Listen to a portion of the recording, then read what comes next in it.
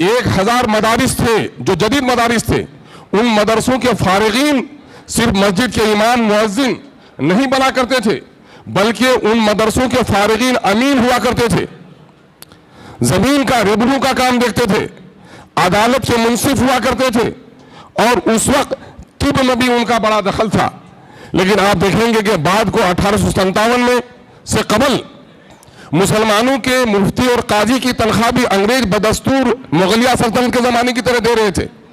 लेकिन मोदी के औलादों को बता दो कि मुसलमानों को इतनी रियायत मिलने के बावजूद भी 1857 में अगर मुसलमानों ने बढ़ चढ़ कर लड़ाई लड़ी थी तो इस मुल्क की इज्जत और इस्मत और आबरू को बचाने की लड़ाई लड़ी थी।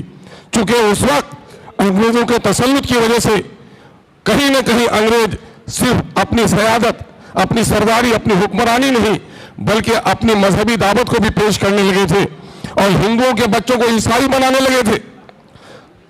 और उसको देखकर सर सैयद अली रहमा के दरमियान तो बेदारी आई, लेकिन 1857 से पहले के हमारे उलमा ने कहा क्या अगर अंग्रेजों के नापाक कदम तादेर यहां पर कायम रह गए तो हमारा बच्चा भी रहमान से बेनियाज हो जाएगा और हिंदुओं का बच्चा भी राम से बेनियाज हो जाएगा। गुलाम रसूल बलियावी साहब, भाई जनाब मास्टर शाहजहां साहब, भाई राजेंद्र जी, दिगर डाइस पे तशरीफ फरमा मुअज़्ज़ज़ हजरात, यहाँ पर मौजूद उलमाए अहले सुन्नत, इल्म दोस्त अहबाब और मीडिया के अच्छे साथियों, मैं सबसे पहले अपने दिल की गहराइयों से समीम क़ल्ब से हजरत मौलाना एक अजीम स्कॉलर जनाब गुलाम जाबिर सम साहब हरिपुरी को मुबारकबाद देना चाहता हूं कि उन्होंने सीमांचल के इस वीरान और बयाबान में एक चमनिस्ता के क़याम का ख्वाब देखा है। हर जंग के फिजा बड़ी अजीब व गरीब है इस तैयार की, फिजा में रुतूबत तो है लेकिन नशोनुमा पौधों को मिले इसमें बड़ी दिक्कत भी है। ताहम आम राहों पे चलना कमाल नहीं है, कमाल तो ये है कि संगलाखों पर चलकर आदमी अपनी मंजिल की तरफ जाए। कमाल ये नहीं है कि अंजुमन में कोई चिराग जलाए, कमाल तो ये है कि आंधियों में, वीरानियों में और तारीकियों में कोई चिराग जलाए।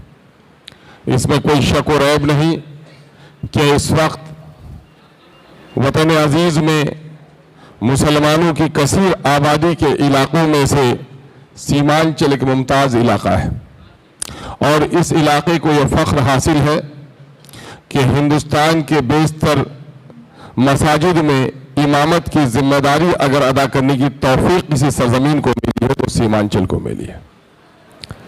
लेकिन इस हकीकत से भी कोई इनकार नहीं कर सकता कि दुनियावी एतबार से, माली एतबार से, सियासी एतबार से, समाजी और तहजीबी एतबार से, लिसानी एतबार से अगर कोई इलाका बड़ा मफलूकुल हाल है तो वो सीमांचल का तैयार है।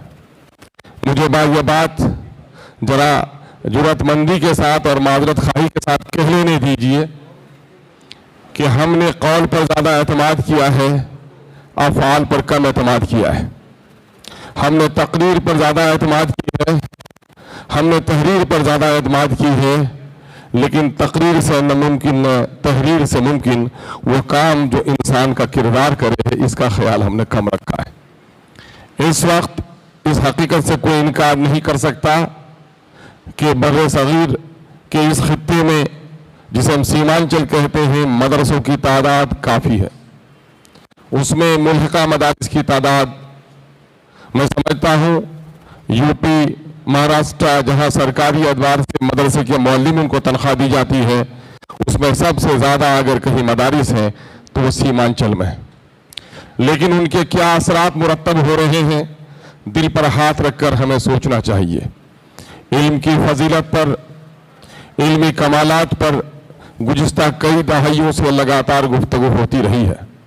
सच्चर कमेटी की रिपोर्ट ने हमारी आंखें और खोली हैं اور ہم نے اپنی علمی کمائیگی کا ہمیں احساس دلایا ہے، اور سچر کمیٹی کی بنیاد پر میں سمجھتا ہوں کہ ہزارہ جگہوں پر ماتمی اجلاس ہوئے، لیکن افسوس کہ عملی طور پر کام کا آغاز بہت کم جگہوں پر ہوا ہے۔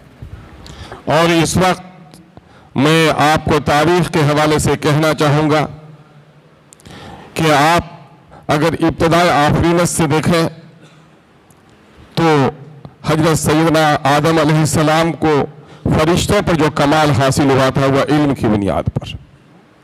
کتاب مقدس کا جو نزول ہوا تو اقرا سے ہوا، اور اس صداقت سے کوئی انکار نہیں کر سکتا کہ علمی میدان میں آج مسلمان پسماندہ ہو گیا ہے۔ اس ملک میں جہاں آج بھوکا جس طرح دسترخوان پر ٹوٹ پڑ رہا ہے، قومیں ہم پر ٹوٹ پڑ رہی ہے، یہی نہیں بلکہ قبلہ اول میں بھی آپ دیکھیں کہ اس وقت ہر طرف آہ و فغاں اور چیخ و پکار جاری ہے، اور وہاں پر بھی وہ باطل قومیں ہم پر ٹوٹ پڑ رہی ہیں۔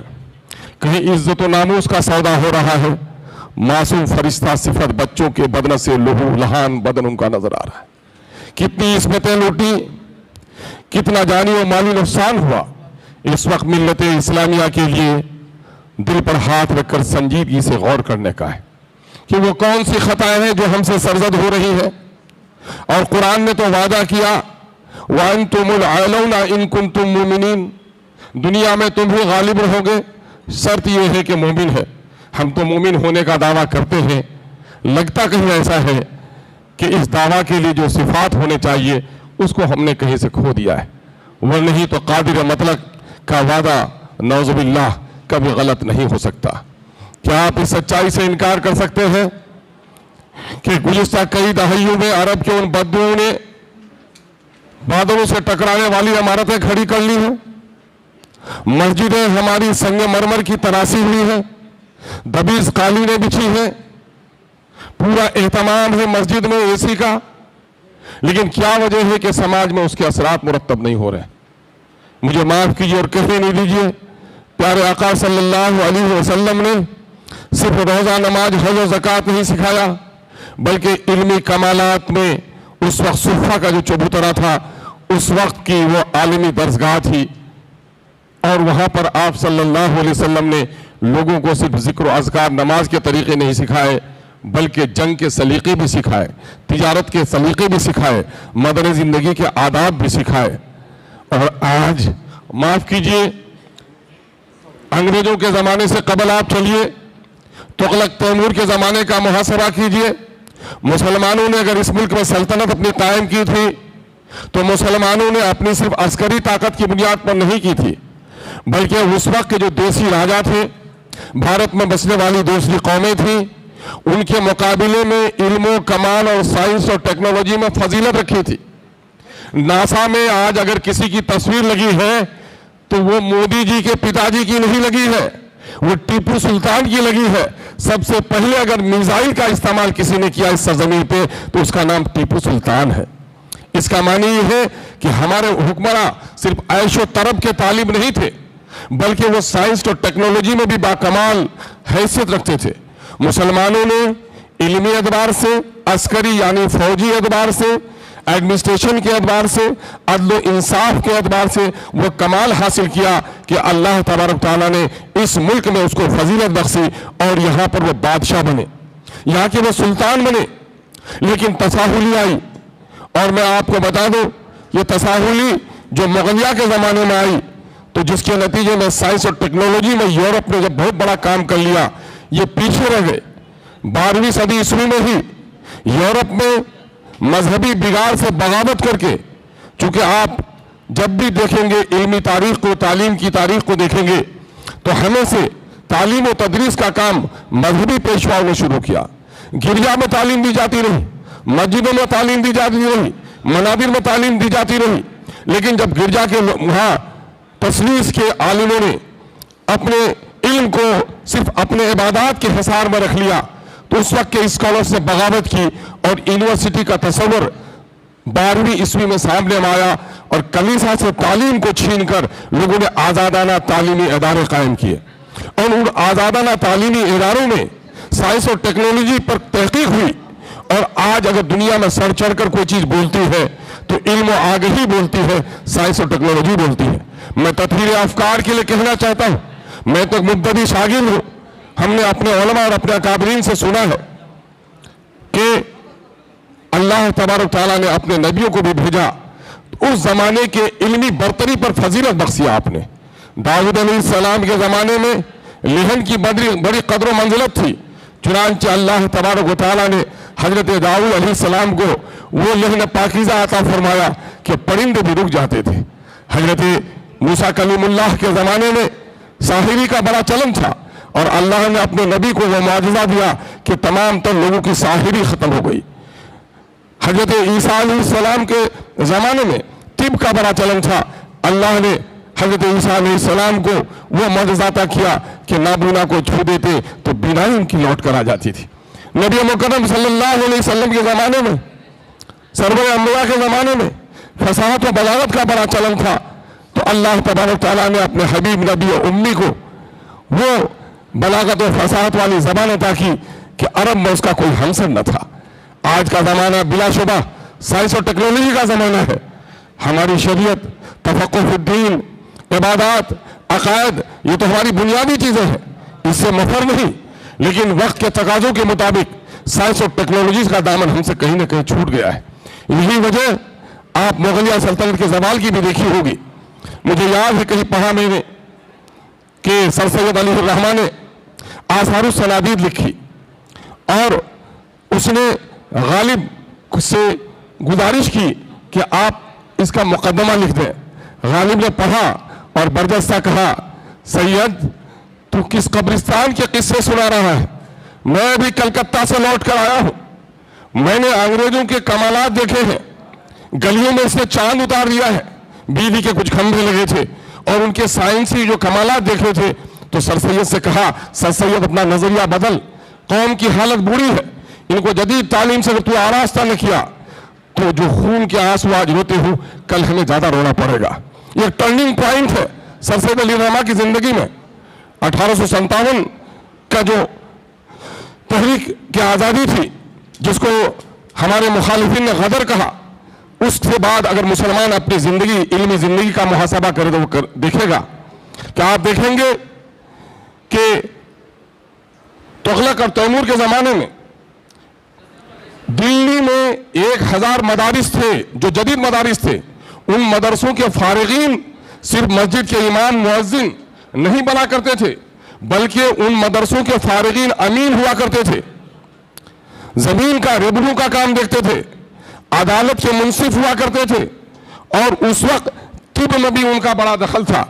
لیکن آپ دیکھیں گے کہ بعد کو 1857 میں سے قبل مسلمانوں کے مفتی اور قاضی کی تنخواہ بھی انگریز بدستور مغلیہ سلطنت کے زمانے کی طرح دے رہے تھے۔ لیکن مودی کے اولادوں کو بتا دو کہ مسلمانوں کو اتنی رعایت ملنے کے باوجود بھی 1857 میں اگر مسلمانوں نے بڑھ چڑھ کر لڑائی لڑی تھی تو اس ملک کی عزت اور عصمت اور آبرو کو بچانے کی لڑائی لڑی تھی، چونکہ اس وقت انگریزوں کے تسلط کی وجہ سے کہیں نہ کہیں انگریز صرف اپنی سیادت، اپنی سرداری، اپنی حکمرانی نہیں بلکہ اپنی مذہبی دعوت کو بھی پیش کرنے لگے تھے، اور ہندوؤں کے بچوں کو عیسائی بنانے لگے تھے۔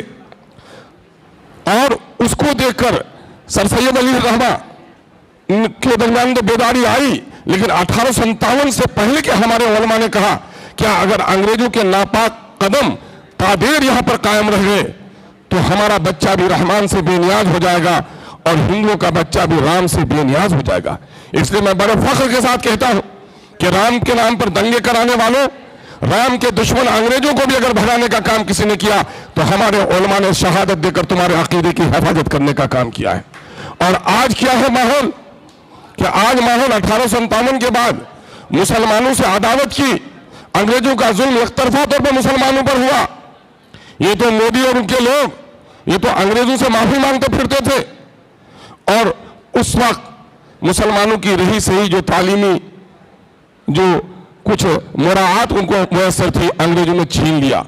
اس وقت ہمارے علماء نے اکابرین نے سوچا کہ دنیا تو ہمارے ہاتھوں سے رخصت ہو گئی ہے، اگر ہم نے اپنے ادارے عنصر نو قائم نہیں کیے تو دین بھی ہماری نسلوں کے سینوں سے رخصت ہو جائے گا۔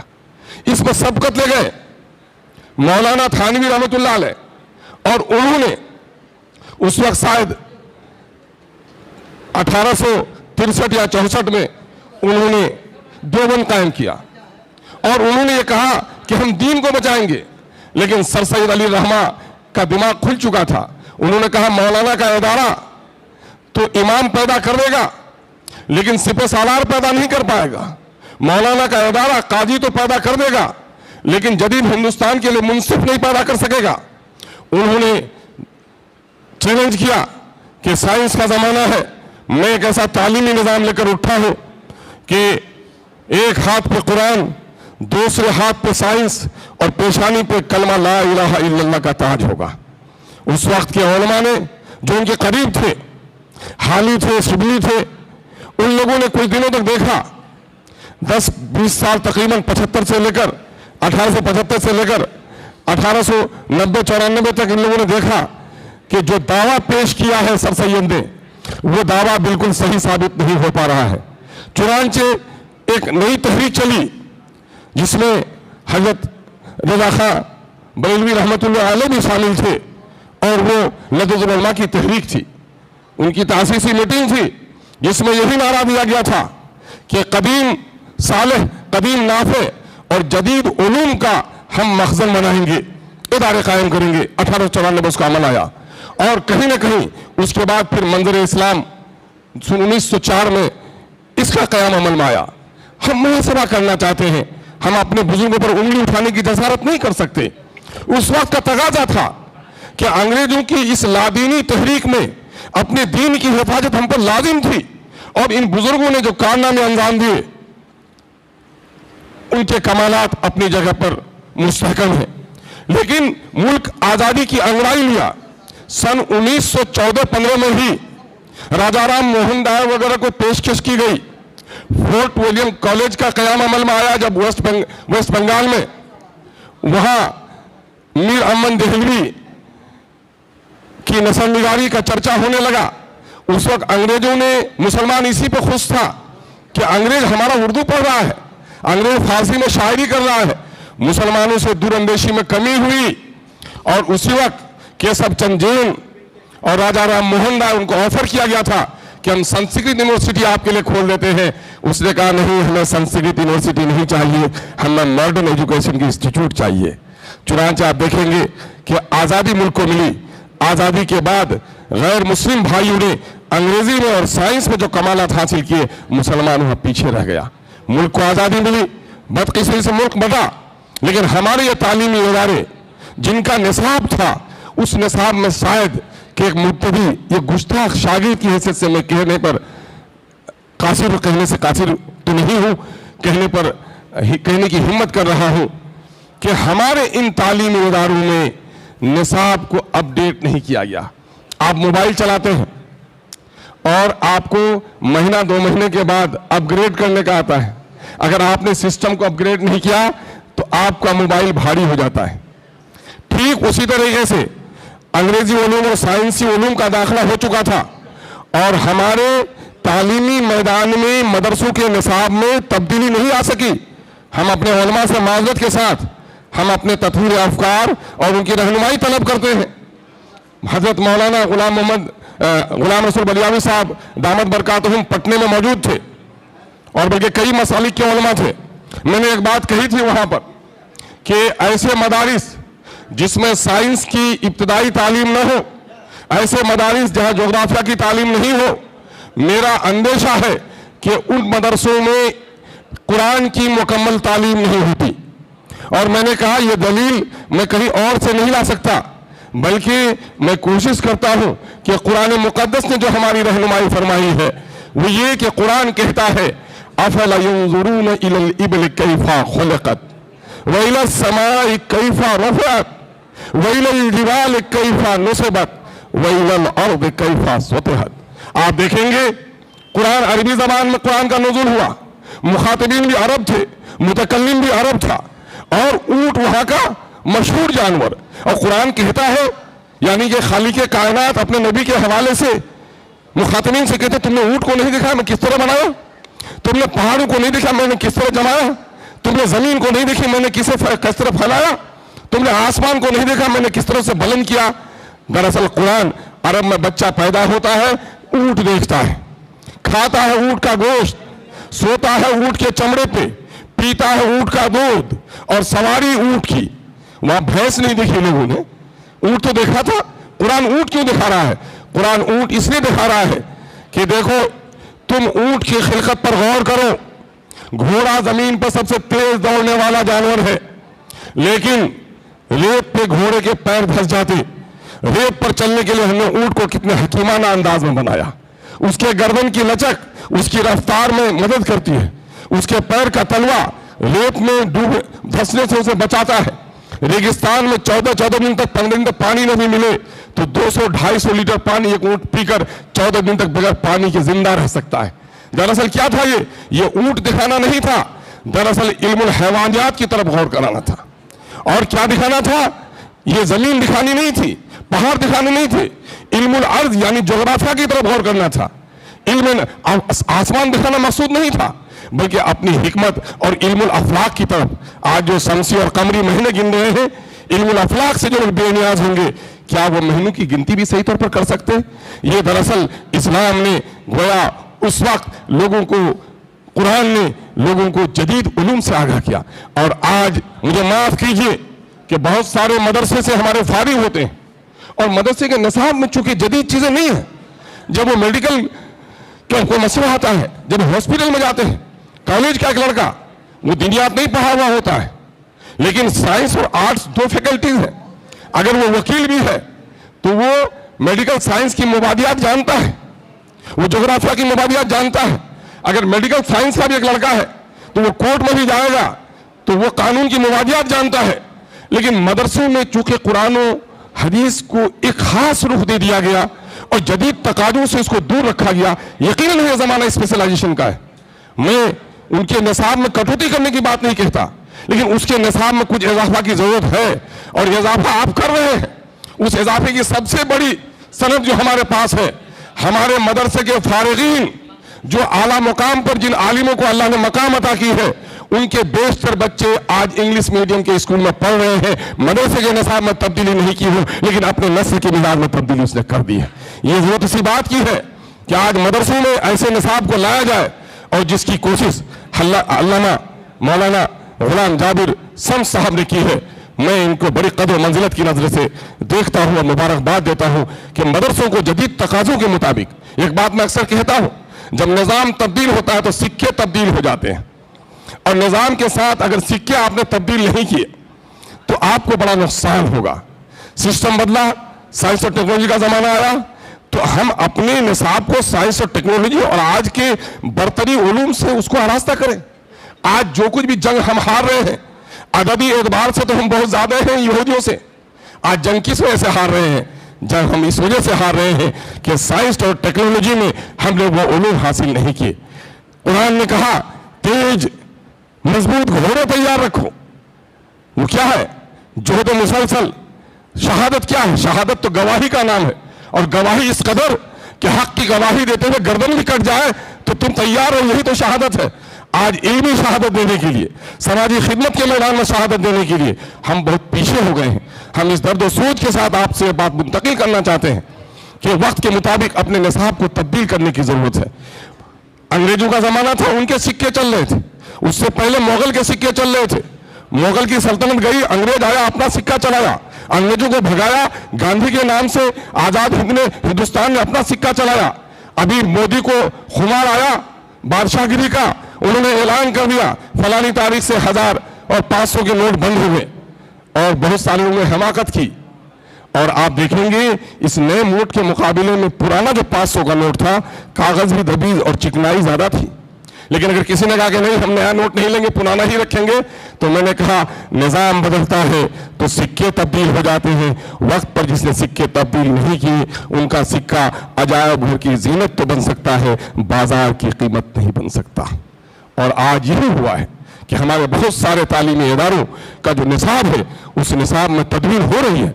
मुझे खुशी है, मैं हिंदुस्तान के एक मशहूर इल्मी खानवादे की बात सुना मैंने कि उनके बच्चों को जब ए पढ़ाया गया तो उल्टी आई, बी पढ़ाया गया तो फिर उल्टी आई, कहा सी पढ़ो तो उल्टी आई, کہا یہ زندگی علم ہے. لیکن آج مجھے خوشی ہے کہ اسی علمی خانوادی نے آج انگریزی زبان سکھانے کے لیے عالموں کا اہتمام کیا ہے اور انگلش میڈیم اسکول کا اہتمام کیا ہے. ساری زبان اللہ جانتا ہے, زبان پابند نہیں کیا, بلکہ آپ دیکھیں گے کہ یہاں کے مارواڑی بھائیوں کے کاروبار کی کامیابی کی وجہ یہ ہے, رنگ پسند نہیں آیا, ساڑی آپ نے 25 دیکھ لی, آپ مارواڑی بھائی نے کہہ دیا کہ بھائی صاحب گھوڑنے جانے کا ساڑی اگر بھابھی پسند نہیں کرتے تنجتی ملی نہیں اسی سے, جس ساڑی کا پسند آپ کو ناپسند تھا وہ ساڑی بھی آپ خرید لیتے ہیں چونکہ وہ آپ کی زبان میں بات کر رہا ہے. ہر تاجر اپنے گراہک کی زبان سیکھتا ہے. ہم تو مسلمان ہیں تو ہم تو اپنے فرض منصبی کے اعتبار سے دائی ہیں, تو دائی کو تو ساری زبان سیکھنی ہے. کیا آپ ہم بھول گئے کہ جس نے دوسری قوم کی زبان سیکھ لی وہ اس کے شر سے محفوظ ہو گیا؟ اگر اس ملک میں ہم اور آپ بستے ہیں, ہم کو سنسکرت بھی جاننا ضروری ہے, ہم کو انگریزی بھی جاننی ضروری ہے, ہمیں ملیالم بھی جاننی ضروری ہے, چونکہ اللہ کی یہ کتاب, اس کی دعوت نبی مکرم صلی اللہ علیہ وسلم کی جو وصیت اور نصیحت ہے کہ اس دعوت کو پیش کرنا ہماری ذمہ داری ہے, تو تمام تر علمی علوم کو حاصل کرنا ہمارا فریضہ ہے. اس ریگستان میں سمجھتا ہوں کہ برسوں کے بعد عورت کے آغوش میں جب بچہ آتا ہے جو خوشی ہوتی ہے. اس قسم کے تعلیمی اداروں کا قیام یقیناً میرے لیے باعث مسرت ہے کہ اللہ کرے اس قسم کے تعلیم. مولانا اگر چاہتے, ہر کوئی چاہتا ہے تنگی سے فراخی کی طرف اور سہولیات زندگی سے, بستیوں کو چھوڑ کر لوگ آج شہروں میں آ گئے ہیں, بستیاں خالی ہو گئی ہیں. جو عالم بنا وہ بنگلور چلا گیا, اس کو عزت نہیں ملی, 10 لاکھ روپے نہیں ہوا سرکاری مدرسے میں بحال ہو سکے, وہ پنجاب چلا گیا, وہ بمبئی چلا گیا. عزت بھی, توقیر بھی, صحت بھی اچھی, زبان بھی اچھی, بال بچے کو رہ کے بھی اچھا رہا. یہ علاقہ مردم خور علاقہ ہے. اس علاقے میں کام کرنے کے لیے دل و جگر چاہیے, اور اللہ تبارک تعالیٰ نے حضرت مولانا غلام جابر صاحب کو وہ جگر دیا ہے کہ اس نے اس کانٹوں بھرے راستے میں اپنے سفر کو طے کرنے کا ارادہ کیا ہے. یہاں پر کام کرنا بڑا ضروری ہے میرے بھائی. گاؤں کی حالت دیکھو, ابھی مسلم بیٹیوں کے قصے آپ نے دیکھے, بے حیائی آپ نے دیکھی. ابھی ایک عالم دین کی گفتگو میں نے 2 دن پہلے سنی, مظفر نگر میں 40 لڑکیاں ہوٹل میں پکڑی گئیں, 40 لڑکوں کے ساتھ. یہ سبھی 40 لڑکیاں مسلمان تھیں, اور ان 40 لڑکوں میں سے 2-4 لڑکے مسلمان تھے, تبھی غیر مسلم تھے. آج ہوا کی عزت اور آبرو کا سودا ہو رہا ہے, ہوا کی بیٹیوں کا, اور آج ہم چین سے بیٹھے ہیں, ہمیں کوئی غم نہیں. ہم کشتی میں بیٹھے اور چھید ہے, ہم بستی میں بیٹھے اور آگ لگی ہے. کیا آپ گھر میں سکون سے سوئیں گے؟ آپ کشتی میں بیٹھے ہیں, اگر تسبیح پڑھ رہے ہو آپ اور کشتی میں کوئی چھید کرے تو آپ چین سے بیٹھیں گے؟ نہیں بیٹھیں گے, چونکہ اپنے جان کا ڈر ہے. لیکن آج اخلاقی بستی میں, شریعت کی بستی میں پامالی ہو رہی ہے. علم آگئی سے ہمارے بچے نامانوس ہو رہے ہیں. ابھی بیٹیوں کے ایجوکیشن کا سسٹم آیا ہے. ہم نے اکابر علماء سے کہنا چاہتے ہیں کہ میری بیٹی جب 10th کی تو میں نے چاہا کہ میں +2 میں ایڈمیشن کراؤں. پورے بہار میں جہاں مسلمانوں کے کروڑوں کے روپے جلسے میں خرچ ہوتے ہیں, ایک اسکول نہیں ملا جہاں بیٹیوں کو اطمینان کے ساتھ دیا جائے. نتیجہ یہ ہوا کہ میں نے بیدر میں جا کر بیٹی کو دیا, اور آج پٹنے میں آپ کی بیٹیاں ڈاکٹر بن رہی ہیں, انجینئر بننا چاہتی ہیں, کمیشن کی تیاری کر رہی ہے, آزادانہ ناجیز میں رہ رہی ہے. موبائل ہے, غیروں کے ساتھ سنگت ہے, اخلاقی دیوالیہ پن ہے. خدا کرے ان بیٹیوں کی اللہ حفاظت فرمائے. لیکن آپ کے شہر میں جب یہ بھی واقعہ ہوا ہے, ابھی آپ کو خبر کہہ دوں, مجھے شرم آتی ہے لیکن غیرت ایمانی مجھے یہ کہنے پر مجبور کرتی ہے کہ میں آپ جیسے ذمہ داروں کے سامنے میں یہ بات عرض کروں. ابھی کشن گنج کے علاقے سے رات کے 10 بجے 11 بجے بیٹیاں گاڑیوں پر بیٹھائی جاتی ہے, سلیگوڑی لے جائی جاتی ہے, اور شہر میں 4 بجے وہ گھر پہنچائی جاتی ہے. کیا ہم اتنے بے شرم, اتنے بے غیرت ہو گئے ہیں کہ اپنی بیٹیوں کے تعلیم کے نظام کے بارے میں ہم ابھی نہیں اٹھ رہے ہیں؟ ہم اپنے لوگوں سے کہنا چاہتے ہیں کہ اپنی بیٹیوں کے لیے بھی شہر میں کوئی ہاسٹل قائم کیجیے, مختلف اسکول اور کالج میں پڑھیں, لیکن اس کی نگرانی کا ہم اہتمام کریں. آج آزادانہ جو بیٹیاں ہو رہی ہیں بچوں کے بگاڑ میں, تو یقین ہے وہ بھی ہمارا ہے, لیکن بیٹیوں کا سادہ ذہن ماں ناعاقبت اندیش اور نااہل بھی ہے. ان کی شرارتوں کو موبائل میں دیکھنے سے آج ہماری نسلیں بگڑ رہی ہیں. 70% آبادی. بلیاوی صاحب میں آپ کو بتا دوں کہ آپ لوگ رات و دن جلسے اس علاقے میں کرتے ہیں. آج چلیے گاؤں میں 70% لوگ, آپ ہمیں شریعت سمجھاتے ہیں, نماز نہیں پڑھے 10 سال کا بچہ تو تھوڑی اس کی پٹائی کر سکتے ہو, لیکن پڑوسی نماز نہیں پڑھے تو پٹائی کرنے کا حکم آپ نہیں دیتے، اسلام نہیں دیتا۔ لیکن آپ دیکھیں گے کہ سود کے بارے میں خدا عز و جل نے کہا ان کے ساتھ جنگ کرو، اور آج بلا مبالغہ ہماری بستیوں میں 70% عورتیں فیملیز بندھن لون میں جا چکی ہیں، اور بغیر وجہ کے بھی جا چکی ہیں۔ اب بندھن لون کی ادائیگی میں وہ قسط تو ادا نہیں کر پاتی، کئیوں کے ساتھ فرار ہو رہی ہیں۔ آج ہمارے یہاں غیر مسلم بھائیوں کا طبقہ جو ہے، ہم دین مبین کی واضح تعلیمات ان تک پیش نہیں کر پا رہے ہیں۔ آج ہماری گلیاں گندی ہیں، دلتوں کے ساتھ ظلم ہوا، اور دلتوں کو انصاف دلانے کی لڑائی میں ہم پیچھے رہ گئے ہیں۔ بلکہ جس طرح سے بڑی ذات کے لوگوں نے دلتوں کو تنفر کی نظروں سے دیکھا، ہم نے بھی تنفر کی نظروں سے دیکھا ہے۔ جب ہمارے پاس وحدت الہ کا پیغام ہے کہ ایک خدا ہے اور ایک ہی آدم کے سب اولاد ہیں، تو یقیناً ہے دلت ہو یا اگرا پچھڑا ہو، خدا کی ہدایت اس تک نہیں پہنچی ہے تو ہدایت اس تک لے جائیں، اس پر ظلم ہو تو اس کے انصاف کے ہم آگے بڑھیں۔ یہ اسی وقت ممکن ہے جب قرآن کے ساتھ ساتھ ہم جدید علوم سے آراستہ اور وابستہ ہو سکیں۔ اللہ تبارک تعالیٰ اس یونیورسٹی کو بلاؤں سے محفوظ رکھے، اس کی ہر طرح کی مدد کے لیے حالات کو سازگار بنا دے، اور یہ ہمارا ایک ایسا اثاثہ ہے کہ اس کے لیے ہمیں جو بھی قربانی دینی ہو قربانی دینی چاہیے۔ میں نے وقت کو زیادہ اس لیے لیا کہ ہمارے اکابرین یہاں پہ موجود ہیں، ایک طالب علم کی طرح میں نے کوئی درس نہیں بلکہ اپنا سبق سنایا ہے۔ اللہ تبارک تعالیٰ ہمیں صحیح سمجھ کی توفیق عطا فرمائے۔ وآخر الدعوانا الحمدللہ رب العالمین۔